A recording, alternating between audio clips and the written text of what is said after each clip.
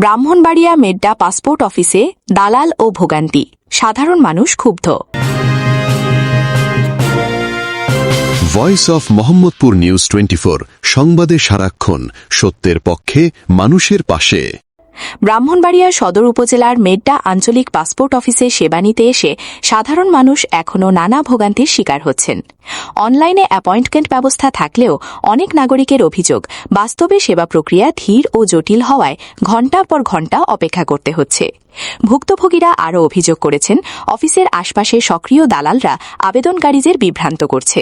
তারা দ্রুত কাজ করিয়ে দেওয়ার আশ্বাস দিয়ে অতিরিক্ত টাকা আদায় করছে। এতে সাধারণ মানুষকে শুধু সময়ের অপচয় নয়, অর্থনৈতিক ক্ষতির মুখেও পড়তে হচ্ছে।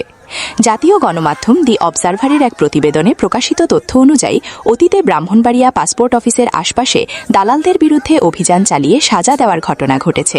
তবে এখনও নাগরিকদের অভিযোগ, দালালদের প্রভাব পুরোপুরি কমানো যায়নি। ভুক্তভোগীদের মতে, অফিসের ধাপে ধাপে জটিলতা, পর্যাপ্ত জনবল না থাকা এবং অনলাইন সিস্টেমে ত্রুটি মিলিয়ে সেবা গ্রহণ আরও কঠিন হয়ে উঠেছে। বিশেষ করে নারী, বয়স্ক ও দূর দূরান্ত থেকে আসা অসুস্থ ব্যক্তিদের জন্য এই পরিস্থিতি আরও কষ্টকর। পাসপোর্ট অফিসের পক্ষ থেকে বলা হয়েছে, অভিযোগ শোনার জন্য নির্দিষ্ট সময়ে জনশুনানি ও অভিযোগ গ্রহণের ব্যবস্থা রয়েছে।